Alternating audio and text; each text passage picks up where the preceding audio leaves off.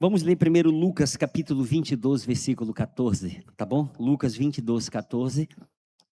E nós vamos ver alguns outros versículos aqui, a gente vai ter no telão, mas se você puder, por favor, faça uso da Bíblia, para ela não ficar desamolada. Usar tanto celular, né? É tão fácil, mas quando na hora de procurar na Bíblia é mais complicado, né? Vamos lá. Lucas 22, 14. Alguém achou? Glória a Deus. Você achou aqui ou na Bíblia? Amém. Porque achar que é mais fácil, né, irmão? É, mas achei, né? Com o oi para lá. Vamos lá. Lucas 2, 22, 14. Chegada a hora, pôs-se Jesus à mesa e com ele os apóstolos. Atos 2, 42. Vamos lá junto aí, vou ler pelo menos 4 textos agora. Atos 2, 42. E Atos 2, 42, vamos lá. E perseveravam na doutrina dos apóstolos, na comunhão e no partir do pão e nas orações. Lucas 22, 19. Vamos lá, Lucas 22, 19.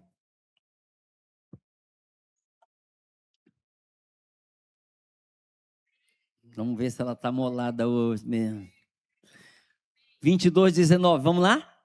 Vamos lá. E tomando um pão, tendo dado graças, o partiu e lhes deu, dizendo: isto é o meu corpo oferecido por vós, fazei isto em memória de mim. 1 Coríntios 11, 24. 1 Coríntios 11, 24. Glória a Deus.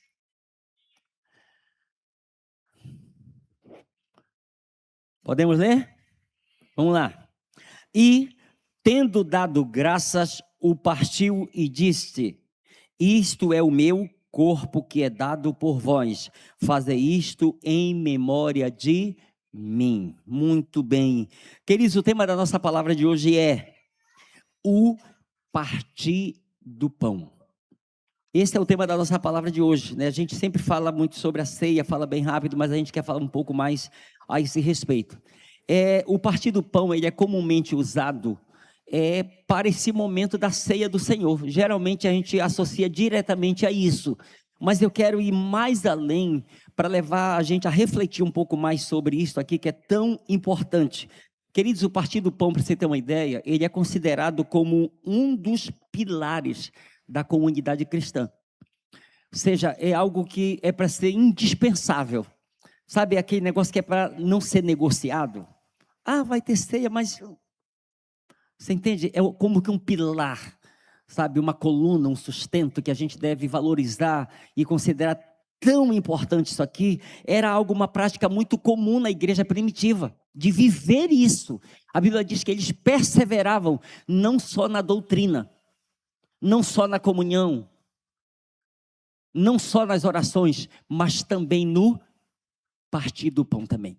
Eles perseveravam nessa prática. Mas, além disso, dessa prática assim comum, que é aquele momento de ceia, aquele momento que nós temos a representação, a pergunta é, o que representa esse pão partido ou repartido na hora da ceia? O que isso representa e de que forma nós devemos considerar isso aqui? E eu vou estar lendo 2 textos. Um texto se encontra no Evangelho de João, capítulo 6, do versículo 48 ao 51. Evangelho de João 6, 48 ao 51, nós vamos ver algumas coisas aqui muito importantes que Jesus falou, nos trazendo luz a respeito disto aqui. João 6, 48 a 51. Palavra de Jesus: eu sou o pão da vida. Vossos pais comeram o maná no deserto e morreram. Este é o pão que desceu do céu, para que todo o que dele comer não pereça. Eu sou o pão vivo que desceu do céu. Se alguém dele comer, viverá eternamente. E o pão que eu darei pela vida do mundo é a minha carne. Queridos, nós sabemos que na hora da ceia, o vinho não se transforma no sangue e nem o pão se transforma na carne de Jesus.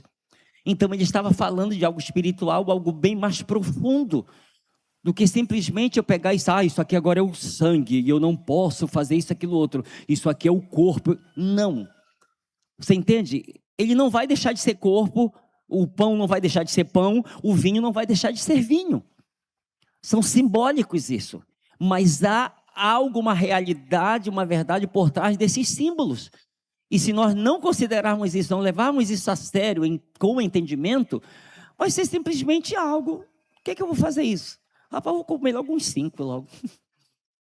Vou tomar logo um copão de vinho. Porque tomar um pouquinho, um copo cheio, vai dar no mesmo também. Você entende? Quem pode participar? Quem deve participar? A gente não... Vocês já perceberam que a gente não estabelece isso aqui? Quem pode, quem não pode? Olha, fulano da atmosfera, entregue para fulano, mas não entregue para fulana, porque, sabe? Nós não fazemos isso. Mas o que nós queremos é que cada pessoa tenha consciência que isso tem tudo a ver com o seu relacionamento, com a sua comunicação com Ele. Você entende? Com a sua vida com Ele, com a sua aliança com Ele. Porque não adianta eu fazer algo que tenha a ver com a minha aliança, se eu de fato não estou vivendo em aliança. Você entende? Se eu não estou de fato vivendo e mantendo e cultivando essa aliança nele. Não vai fazer muito sentido isso. Você entende? E quando Jesus ele pega e diz, olha, eu quero explicar para vocês uma coisa aqui. O pão que Moisés deu para vocês lá no deserto, para os seus pais, eles comeram e todos morreram. Mas o pão que eu dou para vocês é o pão que desceu do céu. Eu sou o pão que desceu do céu. E quem comer desse pão, não vai morrer não. Vai ter vida eterna. Então está falando, sabe, de algo, sabe aquela coisa que começa a se tornar amalgamada, misturada, como está em 1 Coríntios capítulo 6, versículo 17, Paulo diz, aquele que se une ao Senhor, se torna um espírito com Ele. Você entende? Eu vou participar do pão e do cálice, porque é um ritual da minha igreja. Não, é porque eu estou amalgamado com Ele. Você entende? É porque eu entendi esse partir do pão, o seu significado, a sua importância, e eu quero de fato viver e manifestar isso, porque é algo que vai me trazer, sabe, ciência e consciência da minha vida de aliança com Ele. O texto de Marcos 14, 22, continuando a palavra de Jesus, ele disse, está escrito, Marcos 14, 22, e enquanto comiam, tomou Jesus um pão e abençoando, o partiu e lhes deu, dizendo, tomai, isto é o meu corpo.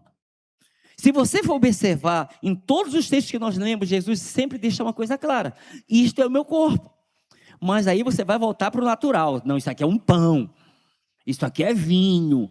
Jesus não estava falando de pão e nem de vinho, gente. Alguém está comigo aí? Ele estava falando de algo muito maior e muito mais importante. E quando a gente entende, a gente vai caminhar nessa linha, nessa direção. Isto é o meu corpo que é dado por vós, que é partido, que é repartido. Agora eu quero entrar num texto aqui muito interessante aqui. Olha o que está escrito em Lucas, capítulo 24, versículo 30. É daquele momento, daquele episódio lá do caminho de Emaús. Lembra aquelas duas pessoas lá no caminho? Quero falar com você um pouquinho sobre isso. E eu quero ler, na verdade, um comentário aqui que me chamou muito a atenção a respeito deste episódio aqui. Lucas 24, versículo 30. Eu vou ler na versão NVI. Olha o que está escrito. Isso aqui é Jesus na casa com eles, tá? Quando estava à mesa com eles, tá? Lembra, com os 2 discípulos, quando estava à mesa com eles, tomou o pão, deu graça e partiu e o deu a eles. Vou repetir a leitura. Quando estava, vou colocar Jesus aqui, quando Jesus estava à mesa com eles, tomou o pão, deu graças, partiu e o deu a eles. Agora eu quero que você, como diz outro, pare tudo. E eu quero que você ouça com atenção um comentário aqui que eu quero ler aqui para você aqui, tá? Ouça com atenção para você pegar que ele é muito rico. Eu não estou julgando a sua capacidade não, mas quando nós concentramos é melhor, sim ou não? Tá bom? Então, me ouça com atenção, por favor. Baseado no texto aqui, ok? Depois que os 2 discípulos constrangeram Jesus a ficar com ele, ele entrou para ficar de fato com eles. Então, nós lemos: ora, aconteceu que, quando ele se assentou à mesa com eles, ele, Jesus, tomou o pão, deu graças a Deus e o partiu e deu a eles. Então, seus olhos foram abertos e eles o reconheceram. Tem algo muito profundo nisso aqui, tá? Muito profundo, preste atenção aqui, isso aqui é o texto que nós acabamos de ler. Tá, em primeiro lugar, vamos entender como esta refeição parecia do ponto de vista judaico tradicional. Compartilhar refeições sempre foi uma parte muito importante na vida comunitária judaica. No início da refeição, olha, bem no começo, a bênção tradicional é sempre dita quando o pão ele é partido, como era a semana, tá? Como ele era repartido. E como era a semana da Páscoa, teria sido o matzah, não um pão comum. Então, a bênção sobre o matzah teria sido adicionada. Qual era a bênção que era adicionada quando estava sendo partido o pão? Bendito, imagine isso aqui comigo. Bendito és tu, Senhor, nosso Deus, Rei do universo, que nos torna santos através de seus mandamentos e que nos ordena comer matzah. Aquele que recitava a bênção fazia isso enquanto literalmente partia o pão. Exatamente sabemos que Jesus, ele fez assim. Tá? Pegue isso aí, Jesus literalmente fez isso. Quando ele está dizendo, isto é meu corpo que é dado por vocês, ele estava aqui adicionando essa bênção chamada matzah. Isso aqui ele estava fazendo esta oração na medida em que ele está partindo o pão para compartilhar com os seus discípulos. Na Talmud babilônica nós lemos, o anfitrião deve partir o pão. Na tradição judaica, o hospedeiro, ou seja, o anfitrião da casa, o hospedeiro, o chefe da família, é aquele que sempre diz a bênção e parte o pão. Os hóspedes esperavam as instruções de seu hospedeiro e calmamente recebiam o que era colocado diante deles. No entanto, não é isso que nós vemos aqui no texto de Lucas. É evidente que este não era um convidado habitual, se tratando de Jesus. Em vez de aguardar a direção do hospedeiro, vemos esse estranho Jesus tomando o lugar do hospedeiro. Gente, alguém já começou a pegar esse negócio aí. Ele é quem diz a bênção e parte o pão. Depois, imaginar que esse comportamento deve ter chamado a atenção de todos na casa. De onde veio a autoridade para esse homem? A princípio, esse homem está sendo mal educado. Porque foi nós quem o convidamos para ele ficar na nossa casa. Então, era nós que deveríamos dar a bênção e partir o pão. Mas ele está fazendo isso. A luz começou a se acender para eles. Pegue aí. Ele que está fazendo isso. Aqui, eu gostaria de citar uma passagem dos pergaminhos do Mar Morto. Os sectários de Qumran acreditavam no Salvador eterno. Eles provavelmente acreditavam que era Melquisedeque, que veio como homem e era conhecido por eles como o mestre da justiça. O mestre da justiça era um sacerdote. Em um documento fragmentário, às vezes chamado de a regra messiânica, e vejamos o que este texto diz sobre o sacerdote, ou seja, o Messias de Israel. O que dizia esse pequeno fragmento? O Messias de Israel deve entrar e ninguém deve entender, entre colchetes, sua mão vou repetir aqui. Este Messias, o Messias de Israel deve entrar e ninguém deve estender sua mão para o primeiro fruto diante do sacerdote, pois ele é aquele que abençoa as primícias do pão e do vinho. Entende? Então, Jesus ele está revelando aqui algo muito profundo, queridos. Está revelando aqui algo muito profundo. Ninguém deve estender a mão para abençoar o pão. Isso significa que nos dias de Jesus havia um entendimento, pelo menos entre os essênios, que quando o Messias viesse, ninguém deveria estender a sua mão para abençoar o pão diante dele. A autoridade para abençoar o pão claramente pertencia ao hospedeiro, ao menos que o Messias estivesse presente.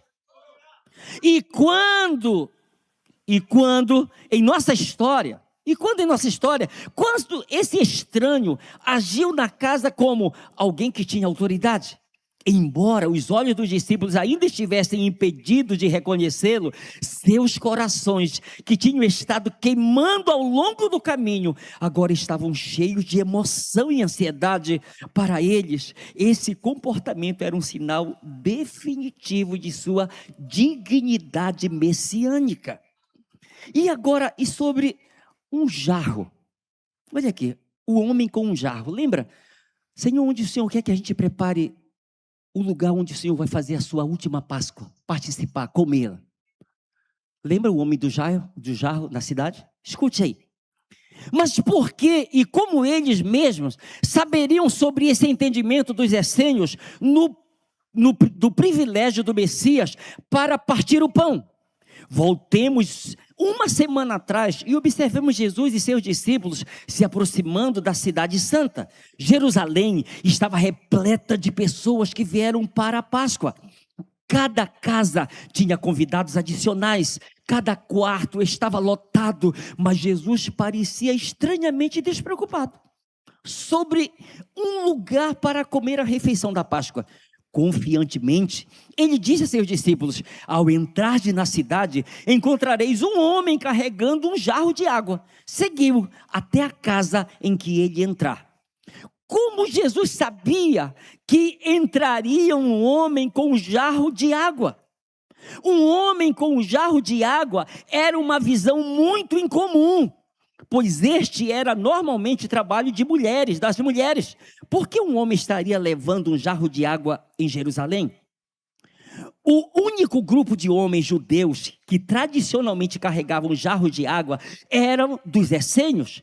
Uma vez que os essênios eram geralmente celibatários, seus homens faziam o trabalho das mulheres.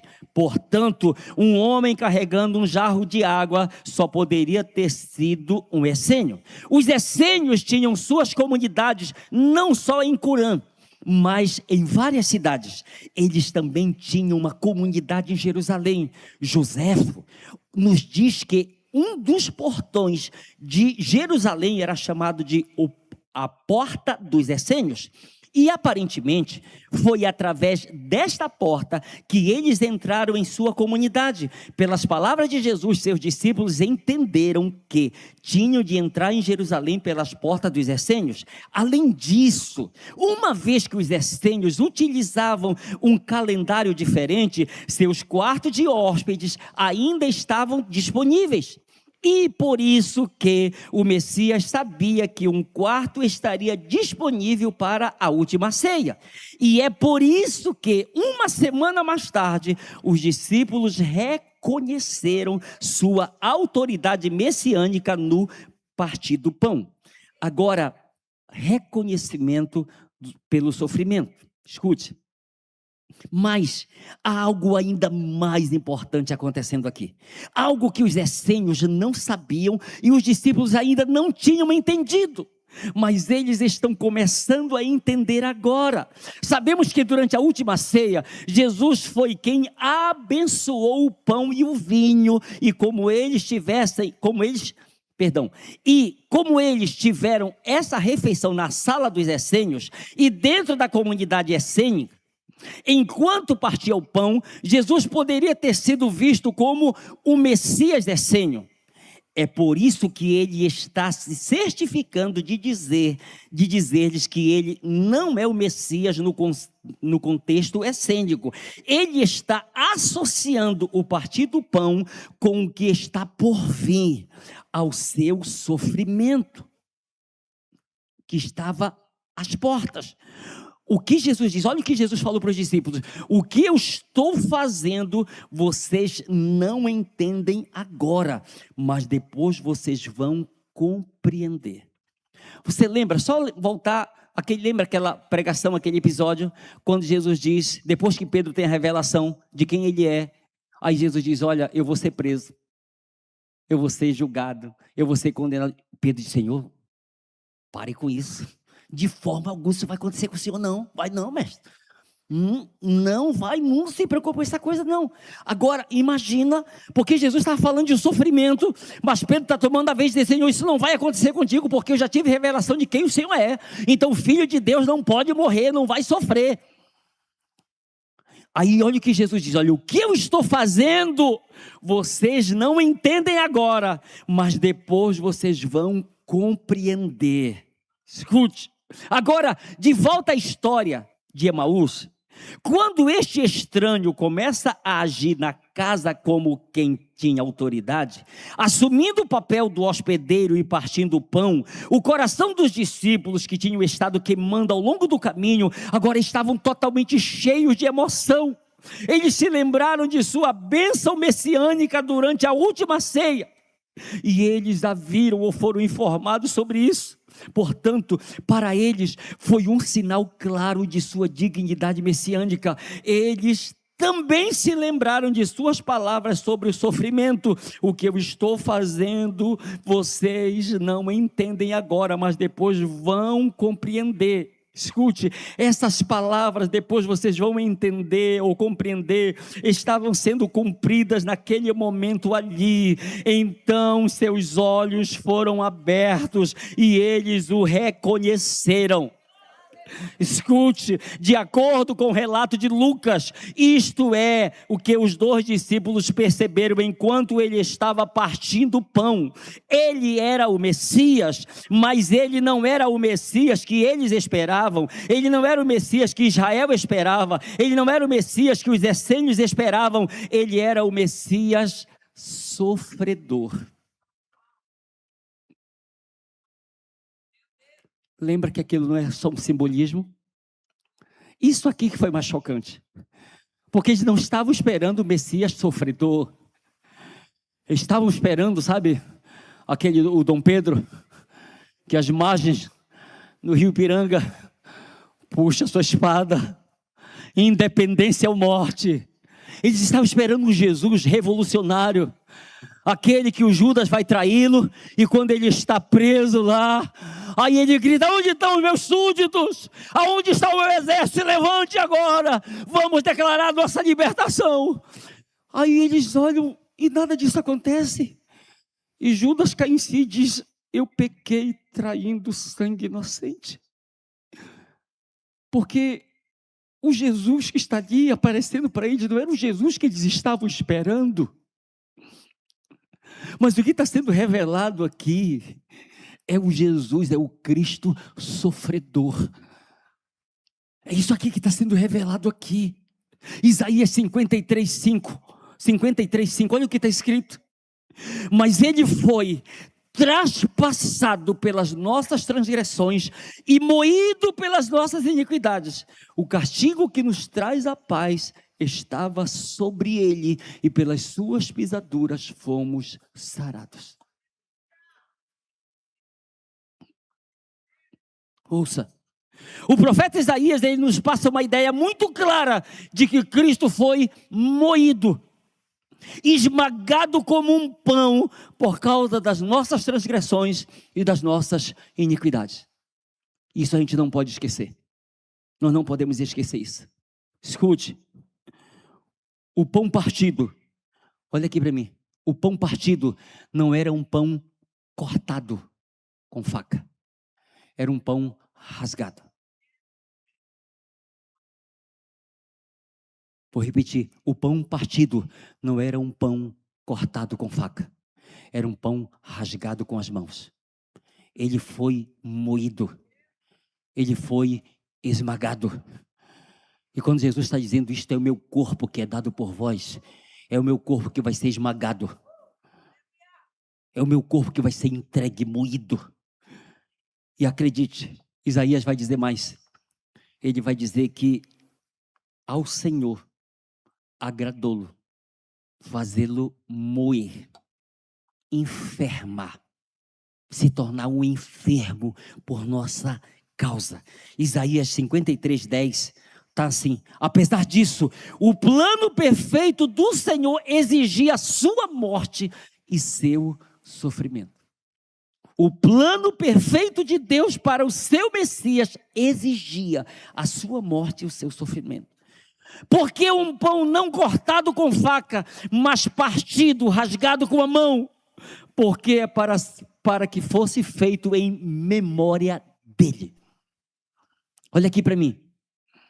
Porque ceia, porque se assentar na mesa sem a presença de Cristo não pode ser visto como uma comunhão verdadeira.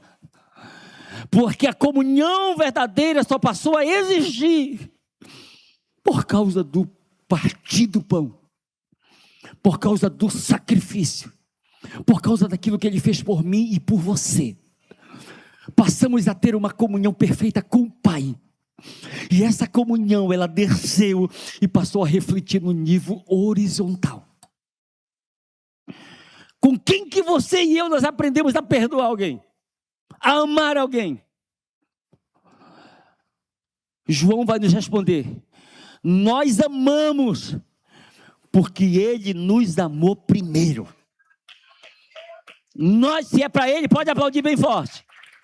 Nós amamos porque Ele nos amou primeiro. Antes de tudo, antes de qualquer um. Fazer isso em memória de mim. Foi Jesus quem ordenou isso, que fosse feito dessa forma. E depois o apóstolo Paulo, na carta aos Coríntios, ele vai ratificar isso aqui. Por quê? Porque o principal propósito do rito, do partir do pão, é exatamente relembrar o sacrifício de Cristo. Lembre-se disso. Cristo ordena, Paulo ratifica. Por quê? Porque o principal propósito do rito, ou seja, do partir do pão, é exatamente relembrar o sacrifício de Cristo. A afirmação, em memória de mim, não se trata apenas de lembrar algo, mas de tornar real e vivo o seu verdadeiro significado, o significado de sua entrega. O fato dele ter se entregue para o nosso lugar, por mim e por você. Agora eu quero dar uma sequência de uns textos que nos deixa claro isso aqui. Gálatas capítulo 1, versículo 4. Gálatas 1, 4.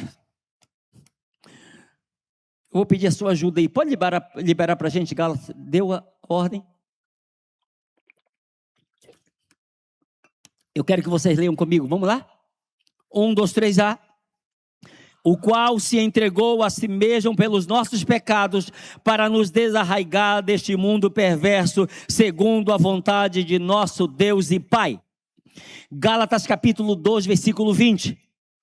Logo, já não sou eu quem vive, mas Cristo vive em mim, e esse viver que agora vivo na carne, vivo pela fé no Filho de Deus que me amou e a si mesmo se entregou por mim. Efésios capítulo 5, versículo 2. E andai em amor, como também Cristo nos amou e se entregou a si mesmo por nós, como oferta e sacrifício a Deus em aroma suave. 1 Timóteo capítulo 2, versículo 6. O qual a si mesmo se deu em resgate por todos, testemunho que se deve prestar em tempos oportunos. Tito capítulo 2, versículo 14.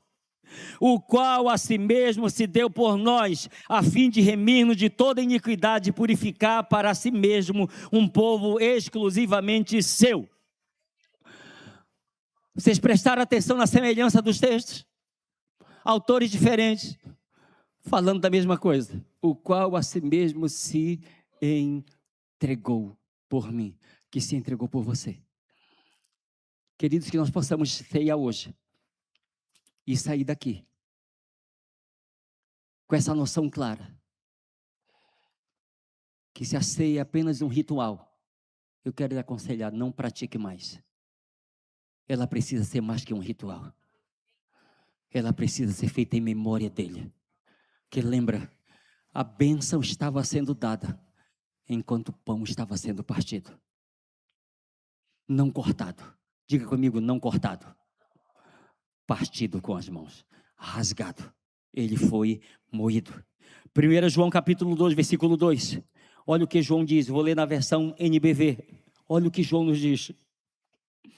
Foi ele quem levou sobre si a ira de Deus contra os nossos pecados e nos levou à comunhão com Deus.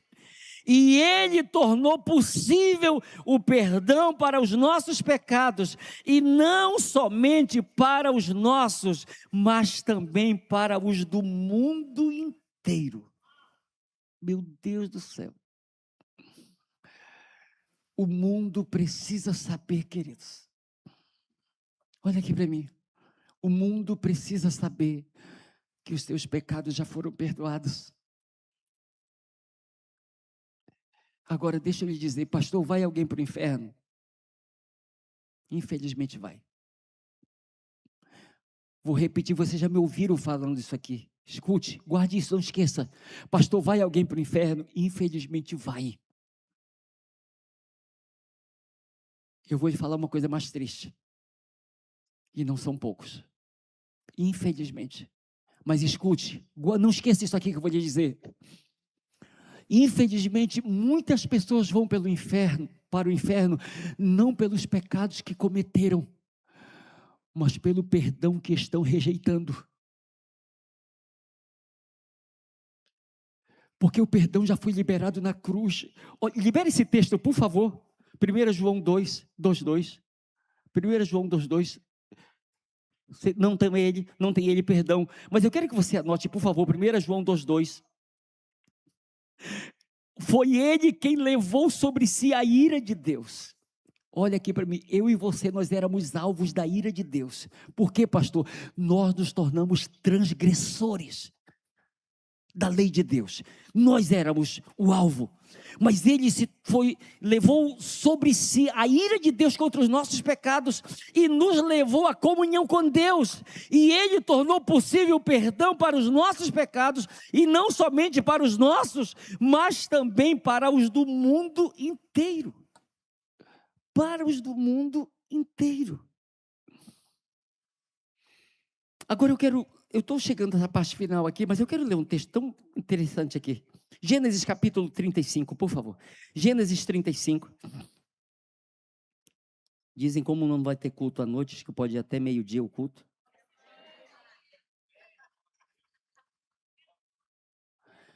Aí alguém tem aquela risada sem graça.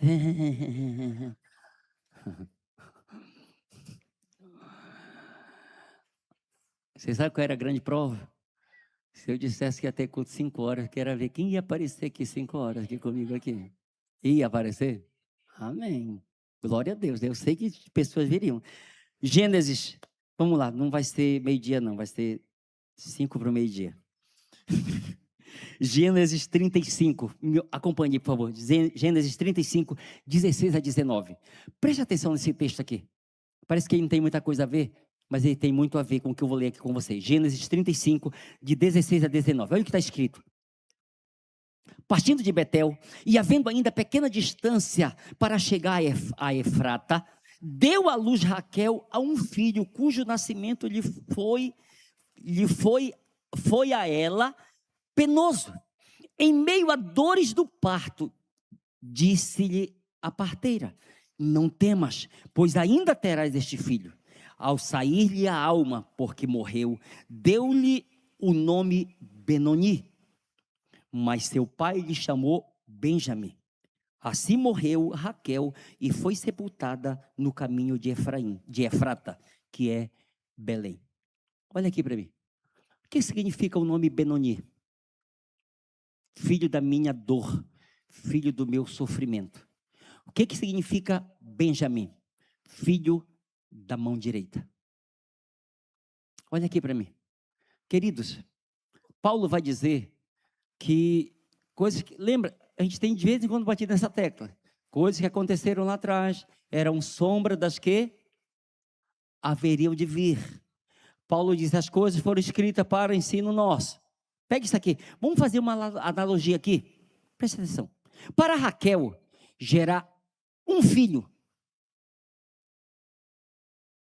para gerar um filho, na verdade já tinha gerado José, para gerar este filho aqui, foi muito penoso e lhe custou a própria vida, sim ou não? O texto que nós lemos diz isso. Agora pega isso aí, vou repetir, para Raquel gerar um filho, lhe foi muito penoso e lhe custou a vida. Pega isso aí agora, para Cristo gerar não apenas um filho, mas milhares, milhões e milhões de filhos para Deus. Lhe foi muito penoso e lhe custou a própria vida. Você entende isso? Para Raquel gerar um filho foi muito penoso, muito sofrimento, muita dor, e lhe custou a vida. Para Cristo gerar eu e você, e uma multidão que existe nesse mundo, e que ainda serão acrescentadas a esses filhos hoje, foi muito penoso para Cristo, e custou a própria vida dele. Ele não precisava fazer isso, mas ele abriu mão da sua glória para vir à terra, para me resgatar e resgatar você. Isaías vai dizer que Jesus Cristo é homem de dores e que sabe o que é o sofrimento. Foi aquele que lá no jardim disse para os seus discípulos: ficai aqui comigo e vigiai. A minha alma está angustiada até a morte. É isso que ele está expressando para os discípulos. Cristo, através do seu sofrimento, nos gerou espiritualmente para o Pai, sob muito sofrimento, sob muita dor. Isaías 53, versículo 11. Depois desse, olha essa versão aqui, é tremendo. Depois desse terrível sofrimento, ele verá a luz e ficará satisfeito com o resultado daquilo que ele fez. O Senhor diz: o meu servo, que é justo, vai receber o castigo das maldades de muitos, para que eles não sejam condenados. Vou repetir de novo. Olha, gente, isso aqui é um negócio assim sobrenatural. Isaías viveu aproximadamente 700 anos antes de Cristo. Ele está, sabe, me julgue se você quiser, mas para mim, Deus deu uma visão do Cristo sofredor para Isaías. Por quê, pastor? Porque o texto diz: nós olhamos para ele e nós não vimos nele beleza nenhuma. Entende? Então ele está tendo uma visão do Cristo crucificado, gente. Olhamos para ele e não vimos beleza nenhuma que nos agradasse. Era o mais desprezado, o rejeitado entre os homens. Mas esse Isaías, que viu o Cristo sofredor, foi o mesmo Isaías que disse: depois desse terrível sofrimento, Cristo verá a luz e ficará satisfeito com o resultado daquilo que fez. O Senhor diz: o meu servo que é justo vai receber o castigo da maldade de muitos, para que eles não sejam condenados. Para que eles não sejam condenados. Agora volte para cá. Porque está escrito que, depois desse terrível sofrimento, ele verá a luz e ficará satisfeito com o resultado daquilo que ele fez. Sabe por quê? É porque o resultado era que, através do seu sofrimento, Cristo ele iria transformar inimigos em amigos de Deus. Perdão, você não me entendeu. Porque está escrito que depois desse terrível sofrimento, ele verá a luz e ficará satisfeito com o resultado daquilo que ele fez. Porque o resultado era que, através do seu sacrifício, Cristo ele iria transformar inimigos em amigos de Deus.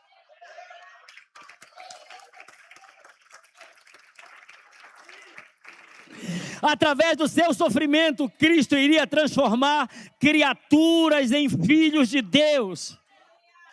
Escute, através do seu sofrimento, do seu sacrifício, ele iria transformar Benoni em Benjamim. Ou seja, nós, eu e você, que causamos o sofrimento de Cristo, olha aqui para mim, nós somos a causa do sofrimento de Cristo. Faz sentido isso para você? Faz sentido isso para você lá atrás? Misericórdia. Obrigado, irmã. Você não entendeu? Olha aqui para mim. Por que eu digo que eu sou a causa do sofrimento de Cristo? Se o Elson não existisse na história, Cristo ia sofrer? Cristo ia morrer? Ele precisaria ter vindo? Então você entende que nós somos a causa do sofrimento dele? Ele sofreu no meu e no seu lugar, queridos. Sofreu a nossa morte, as nossas dores, levou os nossos pecados, as nossas culpas, as nossas transgressões, as nossas maldições. Agora, ao entender isso aqui, preste atenção, nós vamos entender isso aqui porque se nós somos o sacrifício dele para gerar o que era o Benoni, e através da sua morte, não, eles não vão ser mais Benoni, eles serão Benjamim, filhos da minha mão direita. Aqueles que estarão à minha direita, naquele último dia lá, filhos da minha mão direita. Aí eu vou pedir para você ficar de pé, que eu tenho mais um texto que eu quero ler aqui. Por favor, fica de pé.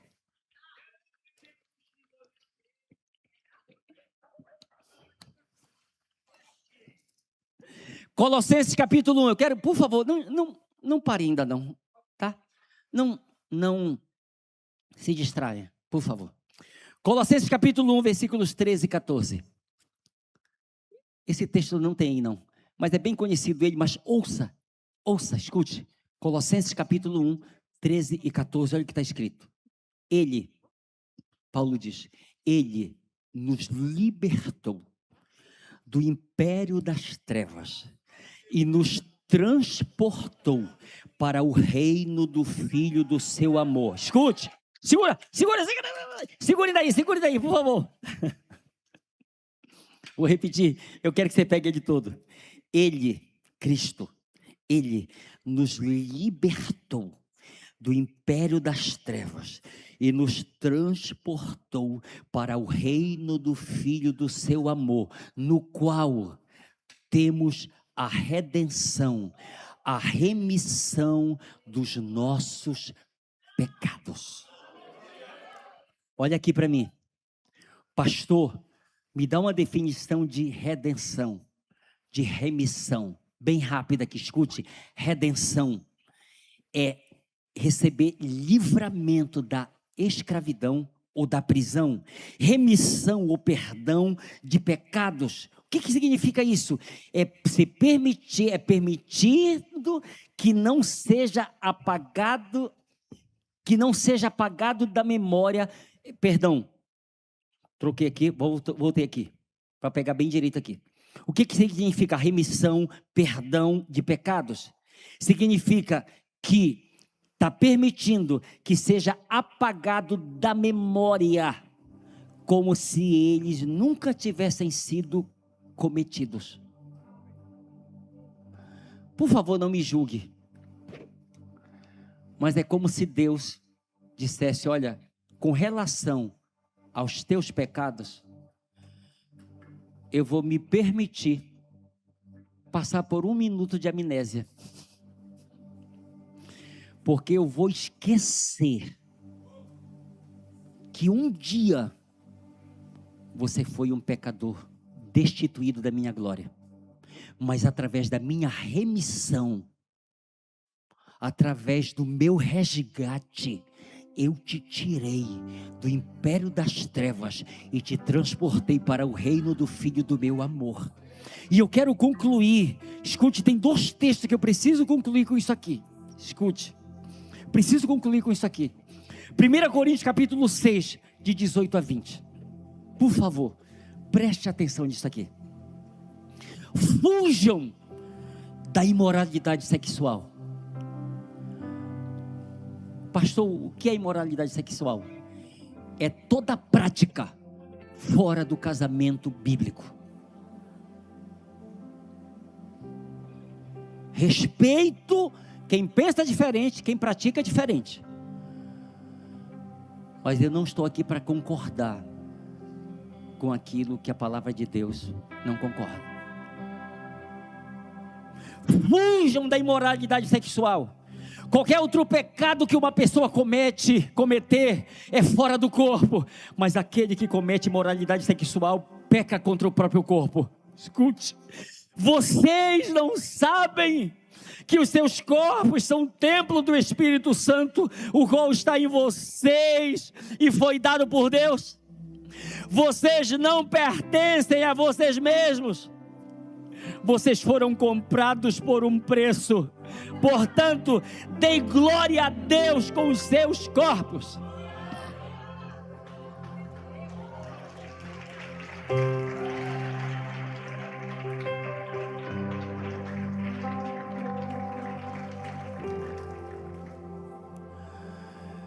Olha aqui para mim.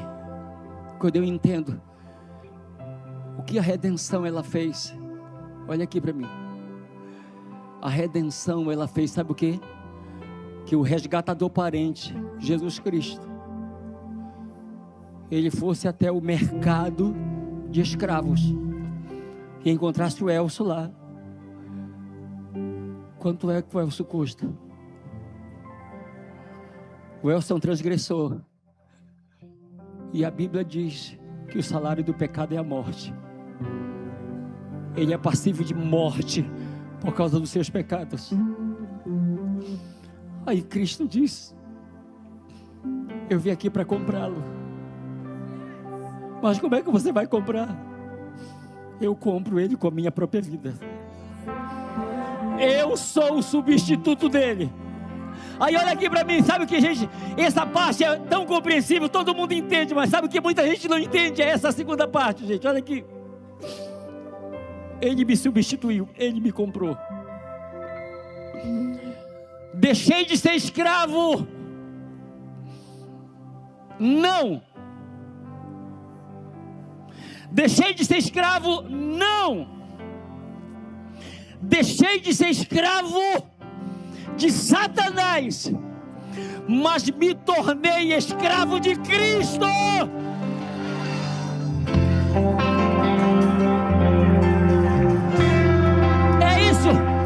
É isso que Paulo está tentando nos dizer.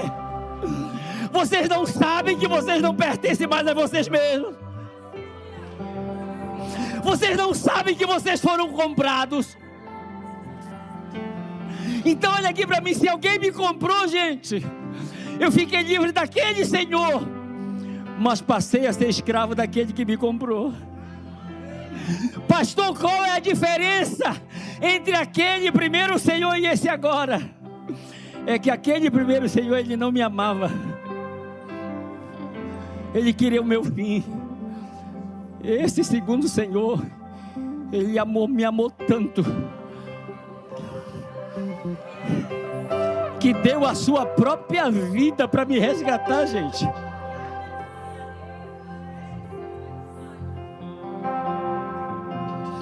E eu quero ler o último texto aqui, libera para mim, por favor. Preste atenção nisso. Pois o amor de Cristo nos constrange, julgando nós isto: um morreu por todos, logo todos morreram. E Ele morreu por todos. Para quê? Propósito. Para que os que vivem não vivam mais para si mesmos, mas para aquele que por eles morreu e ressuscitou.